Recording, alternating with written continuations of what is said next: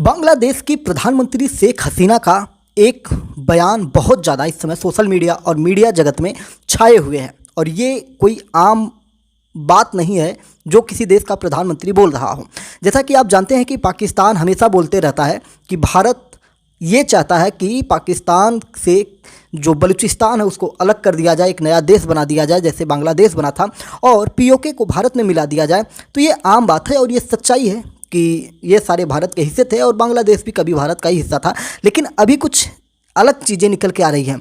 Bharat, Pakistan, Bangladesh, Myanmar, China, इन सब चीज़ों को छोड़िए, शेख हसीना क्या बोली हैं? उन्होंने कहा है कि बांग्लादेश को तोड़ने की साजिश हो रही है, लेकिन किसके द्वारा?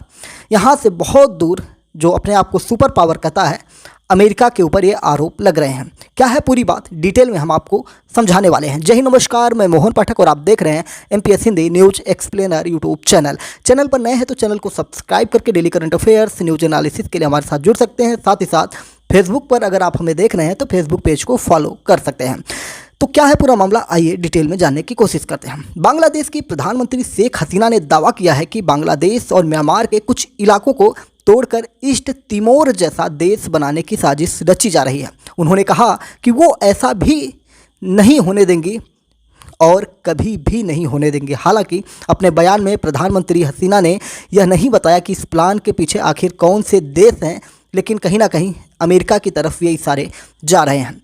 Bangladeshi website the daily star की रिपोर्टिंग के मुताबिक शेख हसीना ने यह भी दावा किया कि उन्हें 7 जनवरी को हुए चुनाव से पहले ये ऑफर दिया गया था कि यदि वह अपने देश की सीमा में एयरबेस बनाने की अनुमति देती हैं तो उन्हें बिना किसी परेशानी के चुनाव कराने दिया जाएगा। यानी कि चुनाव को प्रभावित करने की विदेशी ताकतें बांग्लादेश में लगी हुई थी।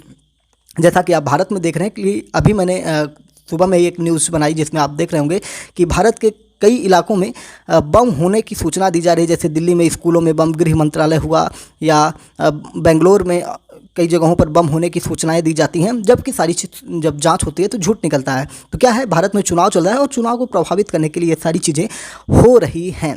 लेकिन बांग्लादेश में भी ऐसी ही चीज़ें होने की संभावनाएँ थीं और ऐसा ऑफर इनको दिया गया था। अवामी लीग की अध्यक्ष हसीना ने गोनो भवन में 14 पार्टियों की बैठक में अपने भाषण में ये बातें कहीं, अपनी टिप्पणियां की, और देश में चुनाव के बाद अवामी लीग के अध्यक्ष के साथ 14 दलों की यह पहली बैठक थी और जिसमें इन्होंने बड़ी बातें कही हैं। बांग्लादेशी प्रधानमंत्री ने ये जोर देकर कहा कि वह घरेलू और बाहरी दोनों ही मोर्चे पर कड़ी चुनौतियों का सामना कर रही हैं और उनके खिलाफ साजिश रची जा रही है। प्रधानमंत्री हसीना ने अपने संबोधन में ये भी कहा कि वे ईस्ट तिमोर की तरह बांग्लादेश और म्यांमार के कुछ हिस्सों को लेकर ईसाई देश बनाने की फिराक में हैं, जिसका आधार बंगाल की खाड़ी में होगा। उन्होंने कहा कि सदियों में बंगाल की खाड़ी और हिंद महासागर के माध्यम से व्यापारिक गतिविधियां होती रही हैं और इतने सैकड़ों वर्षों की जो गतिविधियां हैं उनसे कई चीज़ें नज़र आ रही हैं, लेकिन अब कईयों की नज़र इस इलाके पर है। उन्होंने कहा कि इस इलाके में कोई विवाद नहीं है, न कहीं कहीं पर संघर्ष की स्थिति है, वह इस इलाके में कभी ऐसा होने भी नहीं देंगे। एयरबेस के ऑफर से जुड़े सवालों पर प्रधानमंत्री हसीना ने क्या कहा, ये आपको जानना चाहिए। उन्होंने कहा कि एक गोरा विदेशी शख्स उनके पास ये प्रपोजल लेकर आया था। गोरा विदेशी शख्स से मतलब सीधा अमेरिका को यहाँ पे टारगेट किया जा रहा है। उन्होंने आगे कहा कि ऐसा लगता है कि वे एक देश बनाना चाहते हैं, लेकिन उनकी सोच कहीं आगे की है। शेख हसीना ने कहा कि यही वजह है कि उनकी अवामी लीग सरकार हमेशा संकट में रहती है। शेख हसीना ने कहा कि आगे और परेशानी बढ़ने वाली है, मगर इससे घबराने की ज़रूरत नहीं है। इसके साथ ही अपने भाषण में शेख हसीना ने विपक्षी पार्टी बीएनपी का भी जिक्र किया और बताया कि वो कैसे देश में आम चुनाव को रोकना चाहती थी। ईस्ट तिमोर जिसकी चर्चा शेख हसीना के द्वारा की जा रही है, तो ईस्ट तिमोर है क्या, पहले ये आपको जान लेना चाहिए। जब हम ईस्ट तिमोर की बात कर रहे हैं तो ईस्ट तिमोर को तिमोर लेस्ते के नाम से भी जाना जाता है। ये एक ईसाई बहुल देश है। ईस्ट तिमोर 16वीं शताब्दी से पुर्तगाल का उपनिवेश था और कई शताब्दियों तक ये पुर्तगाली शासन के अधीन रहा। साल 1975 में पुर्तगाल ने ईस्ट तिमोर को आज़ाद कर दिया। इसके कुछ ही दिनों के बाद ईस्ट तिमोर पर इंडोनेशिया ने कब्जा कर लिया और इसे अपना 27वां राज्य घोषित कर दिया।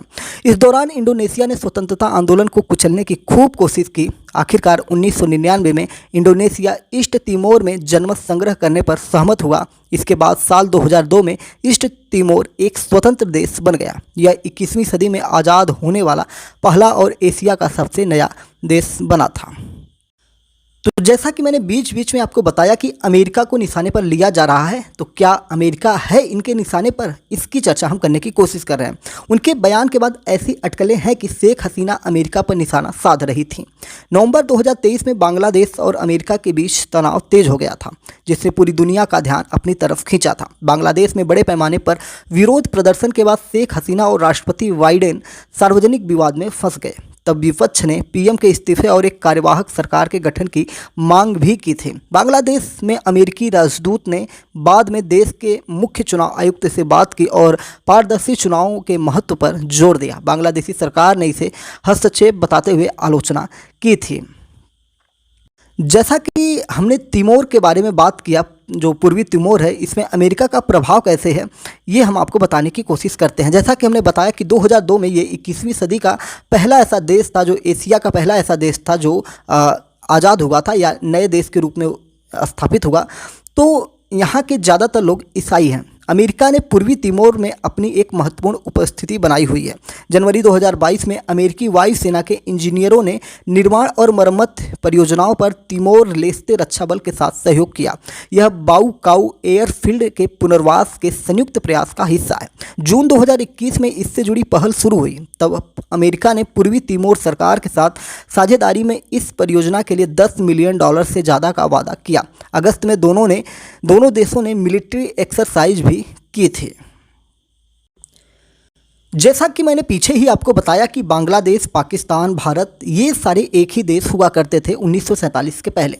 लेकिन धीरे धीरे अंग्रेज़ों की और जो देश विरोधी ताकतें थीं और जिनके अंदर मन में लालच था कि वो प्रधानमंत्री बनना चाहते थे, जैसे जिन्ना की बात करें तो वो पाकिस्तान के प्रधानमंत्री बनना चाहते थे, तो ये सारी चीज़ें हुई। 1947 में विभाजन हुआ और पाकिस्तान का हिस्सा ही बांग्लादेश था। लेकिन कैसे ये एक स्वतंत्र राष्ट्र बना, ये भी आपको जानना चाहिए। बता दें आपको कि 1971 में बांग्लादेश के संस्थापक शेख मुजीब उर रहमान ने बांग्लादेश को आज़ाद घोषित किया था।